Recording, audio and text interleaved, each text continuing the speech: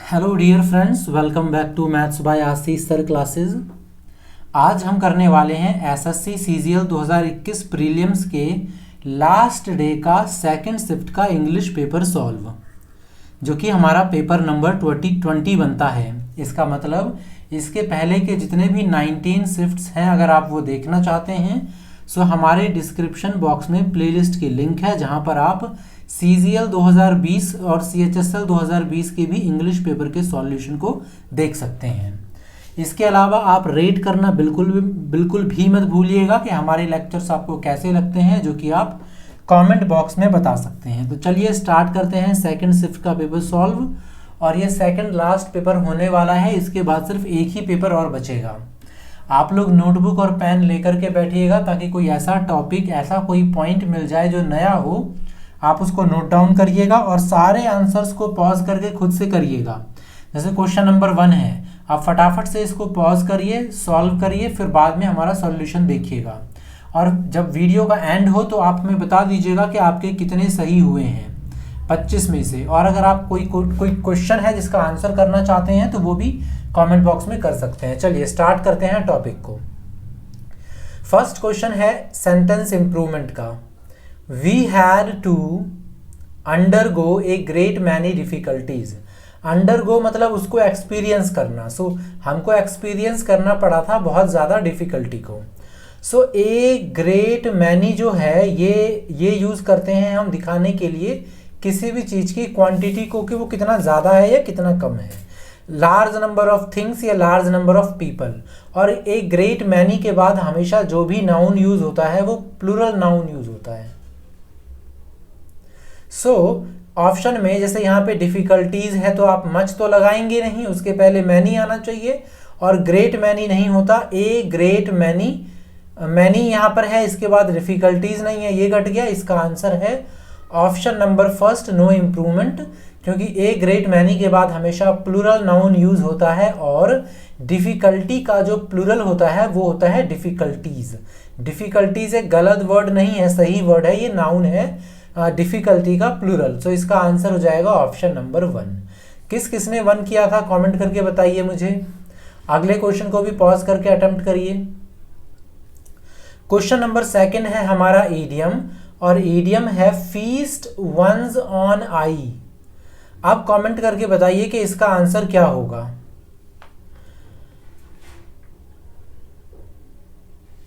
आपके पास चारों ऑप्शंस हैं। Prepare a rare delicacy, gaze at something with pleasure. देखिए, फीस्ट वंस आई ऑन, इसका मतलब क्या होता है। जैसे कि आपने सुना होगा ना कि आंखों को ठंडक पहुंचाना, जैसे ग्रीन कलर होता है उसको हम देखते हैं तो हमारे आंखों को ठंडक पहुंचती है, राइट। ऐसी कोई चीज़ जो हमारे आंखों को संतुष्टि दे, प्लेजर दे, ठंडक दे, उसको बोलते हैं ईडियम में feast one's eye on. Feast का वैसे मतलब होता है भोज, दावत, यानी किसी को ट्रीट वगैरह देते हैं ना, तो फीस्ट वंस आई ऑन का मतलब अपने आंखों को दावत देना, यानी कोई ऐसी चीज देखना जो आपको प्लेजर का एहसास कराए, अच्छा एहसास कराए। इसका आंसर हो गया option number 2। Third active voice है, इसको भी पॉज करके बनाइए। एक्टिव वॉइस, पैसिव वॉइस आप जब भी देखेंगे एग्जाम में तो सबसे पहले जो आपको करना होता है वो है कि आप इसको वर्ब को देखिए। 90% केसेस में आपका ऐसे ही सॉल्व हो जाएगा, बाकी जहां ना हो वहां कुछ और फिर देखते हैं, लेकिन स्टार्टिंग में आप सिर्फ यही देखिए। वॉज बीइंग मेड जो है ना, ये पैसिव वॉइस का पास्ट कॉन्टिन्यूअस है। हमें एक्टिव वॉइस का पास्ट कॉन्टिन्यूअस चाहिए, टेंस चेंज नहीं होता। पास्ट कॉन्टिन्यूअस कौन सा है, इनमें से कोई एक ही है, वो आप आंसर कर दीजिए मुझे कौन सा है। 1 2 3 4 ऐसा लिख दीजिएगा क्वेश्चन 3, फिर इसका कौन सा ऑप्शन है। आप देखिए कौन सा है पास्ट कंटिन्यूअस, बस यही ढूंढना होता है और तो कुछ है नहीं। आगे देखते हैं। आगे है आपका 1 वर्ड सब्स्टिट्यूट। अनेक शब्दों का एक शब्द बताना है, कमेंट करिए कौन सा आंसर होगा। ए पर्सन, वो उस व्यक्ति को क्या कहते हैं जो काम करता है एक ऐसे शॉप पे जहां पर फूलों को काटकर या पौधों को काटकर या फूलों के पौधों को मतलब काट के मतलब उसको अच्छे से सजा करके बेचा जाता है। उसको क्या बोलते हैं, डीलर, वेंडर, हॉकर या फ्लोरिस्ट। ये रिपीटेड है, ये अभी 2-4 शिफ्ट पहले और CHSL 2020 में भी पूछा जा चुका है। फ्लोरिस्ट, जिससे आप जाते हैं कोई बुके वगैरह खरीदने के लिए, तो आपको वहाँ पे जो फूलों की दुकान पर खड़े मिलते हैं उनको बोला जाता है फ्लोरिस्ट। इसके अलावा हॉकर ध्यान रखिए, फेरी वाला हिंदी में बोलते हैं। फेरी वाला क्या होता है, जो घूम घूम कर चीज़ों को बेचता है ना, सब्जी, कपड़े, राशन, आजकल तो राशन वगैरह भी बेच बेच के घूम घूम कर बेचते हैं, उसको बोलते हैं फेरी वाला। वेंडर भी वैसा ही होता है, जैसे आप लोगों ने ट्रेन वगैरह में देखा होगा, वो जो घूम घूम कर बेचते हैं, वेंडर। आगे चलते हैं अगले क्वेश्चन की तरफ, इसको भी पॉज करके बताइए कि कैसे होगा। अगला है ग्रामेटिकल एरर, बहुत अच्छा है, तो इसको पॉज करके जरूर अटेम्प्ट करिएगा। देखिए क्या है यहाँ पे, among you and me she is quite rude to the boy, यानी कि दो लोग हैं यहाँ पे, यू एंड मी, इन दोनों के बीच कंपैरिजन करके बताया जा रहा है कि वह लड़कों के प्रति ज्यादा रूड है। तो जब भी कंपैरिजन किया जाता है तो कंपैरिजन दो लोगों के बीच करने के लिए हम क्या यूज करते हैं, कंपैरेटिव डिग्री। ठीक है, उसको तो आप अभी छोड़ दीजिए, क्वाइट रूड, यहाँ पे क्वाइट के बाद आ जाता है आपका, मतलब जो क्वाइट के बाद जैसे आपने पढ़ा होगा क्वाइट, रैदर, इनके बाद क्या यूज हो जाता है, पॉजिटिव डिग्री, राइट। रूट जो है पॉजिटिव डिग्री है, तो इसके बाद हो जाता है पॉजिटिव डिग्री, इसमें कोई गलती नहीं है। सो आप लोगों ने और क्या पढ़ा होगा, दो लोगों के बीच हम क्या यूज करते हैं, बिटवीन। दो लोगों के लिए हम किसका यूज करते हैं, बिटवीन, ना कि अमंग का। सो यहाँ पे जैसे अमंग है, इसको हटा करके आप क्या लगाएंगे, बिटवीन। और आप ऐसे भी पहचान सकते थे कि बिटवीन का पेयर क्या होता है, बिटवीन का पेयर क्या होता है, बिटवीन का पेयर होता है एंड, होता है कि नहीं होता है, बिटवीन का पेयर होता है एंड, आप लोगों ने ये पढ़ा होगा। तो इसका आंसर हो जाएगा ऑप्शन नंबर सेकंड। आगे देखते हैं, आगे है हमारा PQRS। अब जब भी आपको PQRS देखने को मिले ना, तो आप क्या करेंगे उस केस में, जब भी आपको PQRS देखने को मिले तो आप ऐसा नहीं है कि पूरा का पूरा पढ़ना शुरू कर देंगे। आप इसको देखते हैं, यहां पे क्या लिख रहा है, जैसे यहां पे मैंने देखा BCDA लिखा हुआ है, तो इससे मैं क्या समझ गया, इससे मैं समझ गया कि मुझे ये पता लगाना है कि शुरुआत किससे होगी। बस इसके बाद आंसर तो मेरा अपने आप आ जाएगा, सिर्फ यही पता लगाना है। सो पढ़िए, देखिए, expert mechanics laboured over the plane for 3 hours. The plane, कौन सा प्लेन, कैसा प्लेन, हमें नहीं पता, तो ए से शुरुआत नहीं हो सकती, हमने ये कट कर दिया। और देखते हैं, a small nut had fallen, यहां से भी स्टार्ट नहीं होगा। सी देखते हैं, a huge plane was forced, और डी में लिखा है दे वर अमेज्ड, कौन अमेज्ड था हमें नहीं पता। बस ये यहां पर यही पॉसिबिलिटी है कि आंसर हो सकता है, तो मैंने अपना आंसर निकाल लिया। अब आपको क्या करना है कि अगर आप थोड़ी सी अच्छी सी प्रिपरेशन करके जाएंगे तो इतना काफ़ी है, अदरवाइज फिर इसको आप पूरा पढ़ भी लीजिएगा, सो आपको मिल जाएगा आंसर। आप चाहें तो इसको पॉज करके पढ़िए, आप समझ जाएंगे कि आंसर नंबर सेकंड ही क्यों है। आगे चलते हैं अगले क्वेश्चन की तरफ, ग्रामेटिकल एरर। अब ग्रामेटिकल एरर आप इसको करना चाहिए आपको वीडियो पॉज करके ज़रूर, क्योंकि अच्छा क्वेश्चन है ये। चलिए देखिए, आई डू नॉट, आई के साथ डू नॉट सही है, नॉट डू के साथ वर्ब की फर्स्ट फॉर्म, टू के बाद वी की first form, these kind of novels. So of है तो इसके बाद प्लूरल बिल्कुल सही है यहाँ पे। अब देखिए, दिस होता ना अगर, तो उसके साथ काइंड आ जाता, लेकिन जब दीज होता है ना तो इसके साथ काइंड्स आता है प्लूरल, इसको याद रखिएगा, दीज काइंड्स ऑफ नोवेल्स। सो यहाँ पर काइंड कट के आपका काइंड्स हो जाएगा, यानी ऑप्शन नंबर सेकंड आपका राइट आंसर है। आगे चलते हैं अगले क्वेश्चन की तरफ। वन वर्ड बहुत आसान है, वन वर्ड रिपीट करते रहिए, प्रैक्टिस करते रहिए, क्योंकि सारे के सारे मतलब 90% जो होते हैं ना वन वर्ड, ये रिपीट होते हैं, ये भी रिपीटेड है, कोई नया नहीं है ये।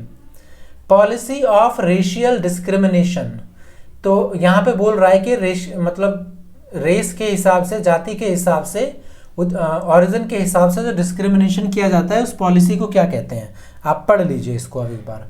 Apartheid, non alignment, commonwealth, diplomacy. So इसका जो राइट आंसर बनेगा ये है ऑप्शन नंबर 1, अपार्थाइड। इसका मतलब ही होता है कि कम्युनिटी को सेग्रीगेट करके फिर उनके ऊपर पॉलिटिक्स करो या ऐसी पॉलिसी बनाओ जिससे कि वो लोग आपस में अलग हो जाएं। जैसे अंग्रेज करते थे ना, क्या बोलते थे उसे, डिवाइड एंड रूल, वो। सो इसका आंसर है ऑप्शन नंबर 1। नॉन अलाइनमेंट तो वो है गुट निरपेक्ष की नीति, मतलब हम किसी के साथ नहीं है, हम अपने आप में ही खुश हैं। अगला है फिल इन द ब्लैंक, बहुत आसान है, आपको सिर्फ और सिर्फ अगर डिफिकल्ट लगता है तो रीड करना है और फिर सोचना है कि ऑप्शन में कौन सा फिट बैठेगा। जैसे देखिए यहां पर can you arrange for the consignment delivered on Monday, verb का थर्ड फॉर्म है ये, या सेकंड फॉर्म समझिए इसको, या थर्ड फॉर्म, जो भी समझिए। यहां पर है can you arrange for the consignment deliver on Monday. अब बीइंग डिलीवर्ड तो होगा नहीं क्योंकि इसके पहले हेल्पिंग वर्ब चाहिए हमको अगर बीइंग लगाना है तो। फॉर बीइंग का कोई सेंस बनेगा नहीं यहाँ पे, फॉर बीइंग डिलीवर्ड। इज हो सकता है इसके बाद वर्ब की थर्ड फॉर्म आ जाती है, या फिर टू बी के बाद भी वर्ब की थर्ड फॉर्म आ जाती है। अगर इस वर्ब की थर्ड फॉर्म लगाएंगे तो इसका मतलब क्या हो जाएगा, कंसाइनमेंट इज डिलीवर्ड, मतलब कंसाइनमेंट जो है वो इज डिलीवर्ड, मतलब डिलीवर्ड होता है ना, कंसाइनमेंट इज डिलीवर्ड। अगर टू बी डिलीवर्ड लगाएंगे तो इसका मतलब होगा होने वाला है। जैसे टू V1 तो होता है एक्टिव वॉइस, और टू इसका पैसिव बनाना हो तो टू बी वर्ब की थर्ड फॉर्म बन जाएगी। सो कैन है तो इसका जो वर्ब आ गया आपका अरेंज आ गया, can you arrange for the consignment to be delivered on Monday, जो कि होने वाला है डिलीवर ऑन मंडे। अगर आप इज डिलीवर्ड लगा देंगे तो वो तो एक तरीके से प्रेजेंट सेंस दिखाएगा ना एक्टिव का पैसिव में। सो टू बी डिलीवर्ड मतलब होने वाला है, और जैसे टू डू कुछ होने वाला है, और उसका passive voice to be done, कुछ होने वाला है। सो आप इसको थोड़ा ध्यान से देखेंगे तो आपको समझ में आ ही चुका होगा वैसे पहले ही कि इसका आंसर ऑप्शन नंबर 3 ही जाएगा। आगे देखिए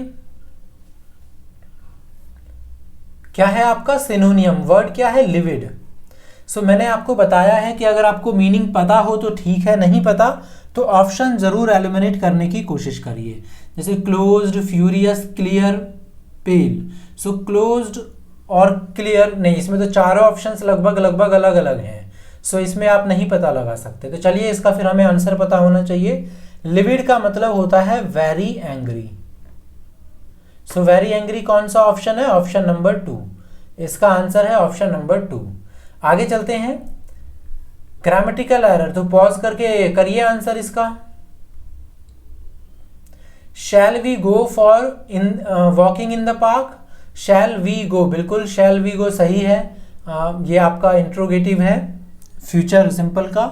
फॉर वॉकिंग, फॉर वॉकिंग, देखिए वॉकिंग जो होता है ना ये इस प्रकार का नाउन होता है जो अपने पहले आर्टिकल ए लेता है। सो फॉर ए वॉक हो जाएगा। देखिए वॉक जो है ना ये वर्ब की तरह भी काम करता है, नाउन की तरह भी काम करता है, जीरेंड की तरह भी काम करता है। तो ये जो वॉकिंग है जीरेंड है, इसका आप सब्जेक्ट के तरीके से यूज कर सकते थे तो हो जाएगा, ऑब्जेक्ट में नहीं जाएगा। यहाँ पर आपका वॉक जाता है नाउन और इसके पहले आता है a, for a walk. So shall we go to walk, shall we go for a walk. So इसका आंसर हो जाएगा for a walk, option number 2 जो है इसका आंसर हो जाएगा। आगे चलते हैं, आगे है हमारा पैसिव वॉइस। मैंने आपको क्या बताया है, इज लुकिंग क्या है, ये प्रेजेंट सिंपल। प्रेजेंट सिंपल है तो प्रेजेंट सिंपल को ही ढूंढना शुरू करिए। जैसे कि इज लुक्ड, बिल्कुल प्रेजेंट सिंपल है। आर भी है, वर पास्ट है, और बीइंग जो है ये प्रेजेंट कॉन्टिन्यूअस है। तो ये खत्म, ये खत्म। आंसर ये तो फर्स्ट होगा या फिर सेकंड होगा। अब कौन सा, ओके सॉरी माय मिस्टेक, नहीं इज लुकिंग मैंने सिंपल बोल दिया ना, नहीं तो प्रेजेंट कॉन्टिन्यूअस है ना, तो प्रेजेंट कॉन्टिन्यूअस ढूंढना है हमको। सो इज तो कट गया, आर लॉक्ड भी कट गया, ये प्रेजेंट सिंपल है। वर पास्ट सिंपल है, are being locked, present continuous सिर्फ एक ही जगह पे है। सो ऑप्शन नंबर 4 ही जा सकता है। तो आपने देखा कितने आसानी से आंसर मिल गया। बाकी जो लिखा है इसकी पढ़ने की जरूरत ही नहीं है, बहुत कम केसेस होते हैं जहाँ पर आपको ज़रूरत पड़ेगी। सो आप थोड़ा इसी तरीके से आप टाइम इफेक्टिव के साथ इसको थोड़ा कर प्रैक्टिस करेंगे तो हो जाएगा। आगे देखिए, इम्प्रूव द अंडरलाइन पार्ट। तो ग्रामर से रिलेटेड कॉन्सेप्ट है तो आपको ज़रूर पॉज करके इसको सॉल्व करना चाहिए। तो क्या होगा ये, you are so far the bright student in the class. So आप ये सोचिए कि इस स्टूडेंट की कितने लोगों के, कितने स्टूडेंट्स के साथ कंपैरिजन किया जा रहा है, एक के साथ, दो के साथ या सभी के साथ। सो फार अब तक तुम जो हो, तो यहाँ पर सुपरलेटिव डिग्री की जरूरत होनी चाहिए हमें। तो सो फार द के बाद वैसे भी आपका कंपैरेटिव डिग्री नहीं आएगा। मोस्ट ब्राइट के पहले आपके पास सुपर आर्टिकल द होना चाहिए, और मोस्ट ब्राइट नहीं होता ना, ब्राइटेस्ट होता है। तो यहाँ पे देखिए क्या है, यहाँ पे ऑप्शन नंबर फर्स्ट में लिखा हुआ है द ब्राइटेस्ट। सो इसका मतलब इसका आंसर सिर्फ और सिर्फ ऑप्शन नंबर 1 ही पॉसिबल है। यहाँ पर तो ब्राइट था, सो हमारा सिर्फ और सिर्फ ऑप्शन नंबर 1 ही जा सकता है। इसका आंसर हो जाएगा ऑप्शन नंबर 1।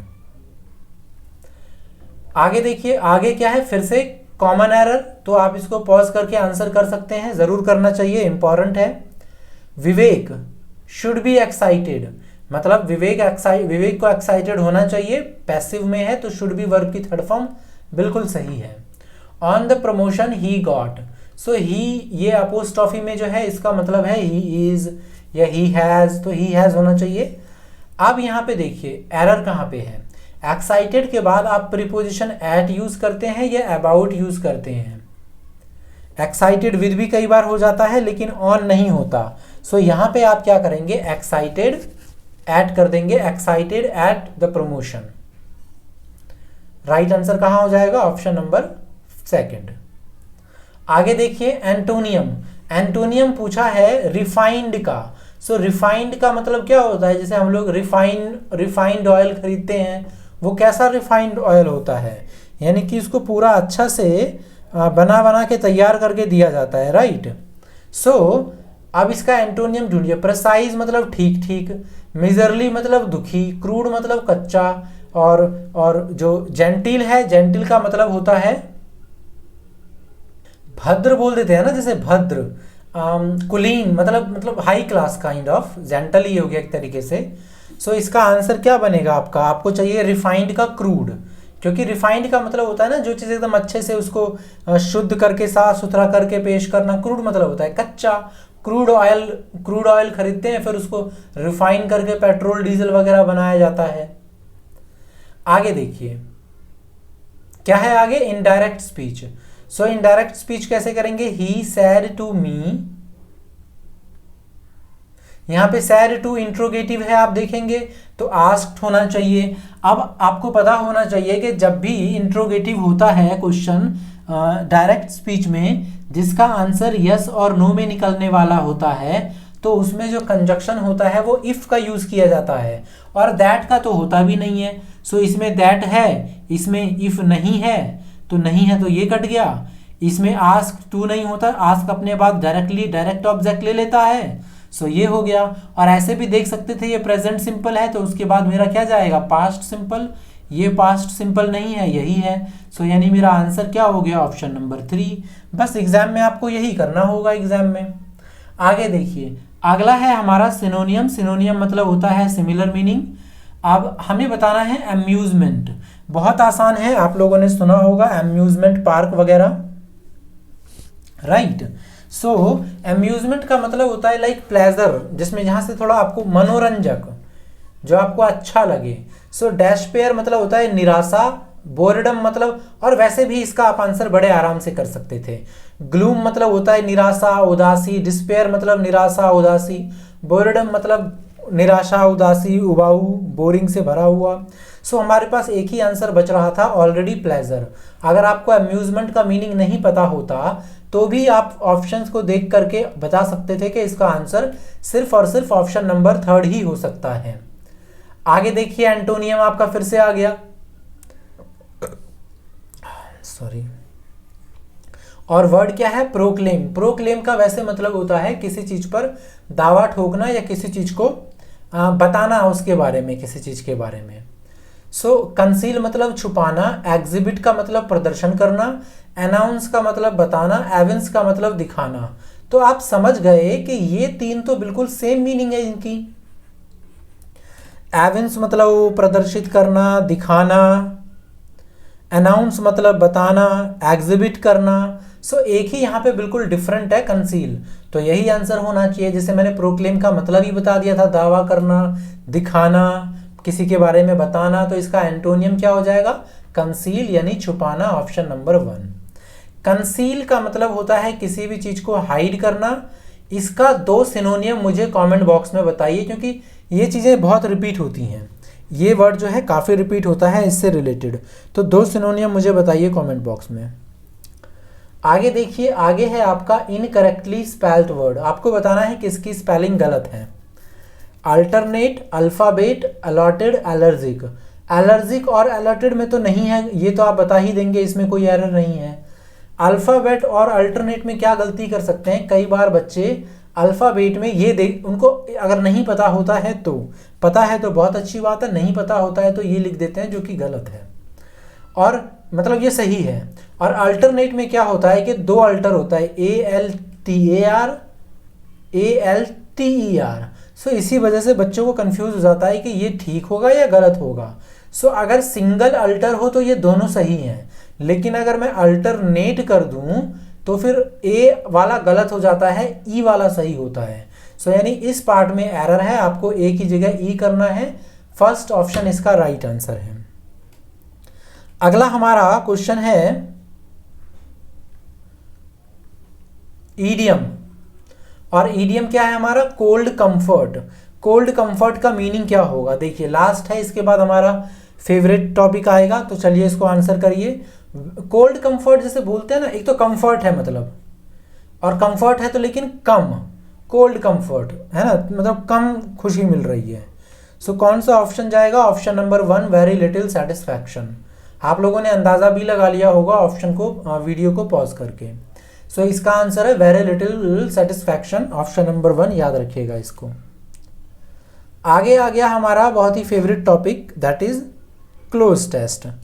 अब देखिए, अगर आपको क्लोज टेस्ट में दिक्कत होती है या किसी पर्टिकुलर, मान लीजिए सभी क्लोज टेस्ट में नहीं होती लेकिन किसी पर्टिकुलर में दिक्कत हो गई, तो उस केस में ज़रूरी हो जाता है आपके लिए कि आप पहले पूरे क्लोज टेस्ट को रीड कर लें एक बार। बहुत सारी चीज़ें आपको आसानी से समझ में आने लग जाती हैं। मैं रीड करता हूँ, आप पॉज करके अच्छे से करिए, मैं थोड़ा सुपरफ्लुअसली कर लेता हूँ, ऊपर ऊपर तरीके से। देखिए, dance as an artistic form, जो नाचने के बारे में बात चल रहा है, इज एक्सट्रीमली ओल्ड। कोई ऐसा फॉर्म है जिसको ओल्ड बता दिया है। Evidence of dance as a dash form is available in ancient literary texts, painting and sculpture. Sculpture का मतलब होता है मूर्तियां वगैरह। Dash of the dance form trace their roots, मतलब जो डांस का जो तरीका होता है वो कहाँ, वो कैसे पता चलता है, वो अपने रूट्स, मतलब ट्रेस देयर रूट्स मतलब जो भी उनका बिगिनिंग था ना, जहाँ से उनकी उत्पत्ति हुई थी, वो कहीं ना कहीं उससे रिलेटेड होते हैं। To the dash of movement codified in the Natya Shastra. नाट्य शास्त्र आप लोगों ने पढ़ा होगा आर्ट एंड कल्चर में। नाट्य शास्त्र मतलब जिसमें नाचने की कला वगैरह इनबिल्ट हो, लिखा जाता है, जिसमें बाय भारत मुनि के द्वारा किया गया था। कोडिफाइड का मतलब होता है जैसे कि किसी को अरेंज करते हैं, जैसे कानून, कुछ रूल्स वगैरह को अरेंज करते हैं ना। सो ऑफ मूवमेंट कोडिफाइड मतलब जिस तरीके से उसके मूवमेंट को हिसाब से नाट्य शास्त्र में रचा गया था भारत मुनि के द्वारा। तो मोटे तौर पर ये कहना चाहता है। अगर आपने पॉज करके करना शुरू किया होगा ना, पढ़ करके पूरा, तो आपको बहुत बेनिफिट मिलेगा। अब चलिए इसको सॉल्व करते हैं। Dance as an artistic form of dash is extremely old, मतलब कह रहा है नाचना जो है ना एक आर्ट का तरीका, artistic form of expression. Dance जो है एक तरीके से एक्सप्रेशन का ही तरीका था अपने आर्टिस्टिक फॉर्म में।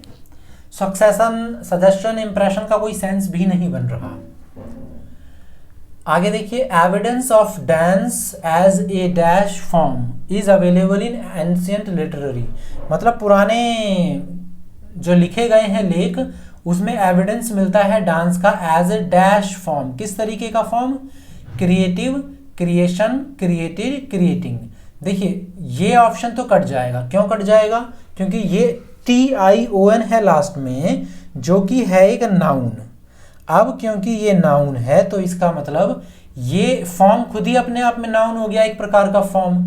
ये आर्टिकल इसके लिए हो गया, यानी यहाँ पे मुझे एक एडजेक्टिव चाहिए और जिसके लास्ट में TIV मतलब IVE या TIVE होता है, ये एडजेक्टिव होता है। तो इसका आंसर क्या जाएगा? Option number second, creative form. आगे डैश ऑफ द डांस, और थर्ड में देखिए मोर ऑफ होता नहीं है, मच ऑफ होगा नहीं क्योंकि डांस फॉर्म काउंटेबल है। एनी नेगेटिव सेंटेंसेस में शो होता है, तो क्या बचा? Many of the dance forms, बहुत सारे जो डांस फॉर्म्स हैं वो जुड़े हुए हैं अपने रूट्स से to the dash movement, capacity, procedure, delivery, techniques. So techniques यहाँ पे होना चाहिए to the techniques of movement, ये उससे मिलते जुलते हैं, उस टेक्निक ऑफ मूवमेंट से जो एक जगह कोडिफाई करके रखा गया है नाट्य शास्त्र में, कंपाइल्ड किया गया था भारत मुनि के द्वारा, है ना। मैंने बताया कि नाट्य शास्त्र एक प्रकार का लेख जिसमें भारत मुनि ने सबको एक साथ रखा हुआ है। तो डिस्पर्स मतलब छितराना, डिसबर्स मतलब भी इधर उधर कर देना, कैप्चर्ड मतलब किसी को कैप्चर करके रखना, तो कैप्चर तो नहीं आएगा, कंपाइल्ड ही आता है। तो इसका आंसर क्या हो गया? इसका आंसर हो गया ऑप्शन नंबर सेकंड। तो ये हमने कर लिया। उम्मीद है आपको पसंद आया होगा। कैसा लगा प्लीज़ कमेंट करके बताइए, अच्छा लगा, खराब लगा, जैसा भी लगा। और आप सब्सक्राइब कर लीजिएगा, लाइक कर लीजिएगा, अपने ग्रुप स्टडी में शेयर कर दीजिएगा। और अभी कल से एग्ज़ाम स्टार्ट होने वाले हैं आई गेस CHSL के। तो आप में से अगर कोई ऐसा स्टूडेंट सुन रहा है जिनका एग्ज़ाम है CHSL में, तो वो क्या कर सकते हैं, अगर अपना रिव्यू देना चाहें, क्वेश्चन वगैरह मत दीजिएगा क्योंकि क्वेश्चन आप किसी के साथ शेयर करेंगे तो क्राइम, एक क्रिमिनल एक्ट में है। हाँ, अपने दोस्तों में एक दो में कर सकते हैं, मगर कोई ऐसा नहीं कि आप शेयर करने की कोशिश करें। आप मुझे रिव्यू देना चाहें तो मुझे लिख सकते हैं VIE_English टेलीग्राम पे कि कैसा था, मतलब मीडियम था, इजी था, टफ था, क्या कोई टॉपिक कम पूछा गया, ज़्यादा पूछा गया, डिफ़िकल्ट था, या कौन सा रीजनिंग डिफ़िकल्ट था, या जीके डिफ़िकल्ट था। अगर आप ये मुझे बताना चाहते हैं तो आप ये लिख दीजिएगा VIE_English पे। क्वेश्चंस कोशिश करिएगा कि किसी के साथ ज़्यादा शेयर ना करें क्योंकि ये आप अरेस्ट किए जा सकते हैं इस चीज़ को लेकर। तो चलिए मिलेंगे आपसे नेक्स्ट क्लास में, तब तक के लिए आप सभी का धन्यवाद। जय हिंद, थैंक यू।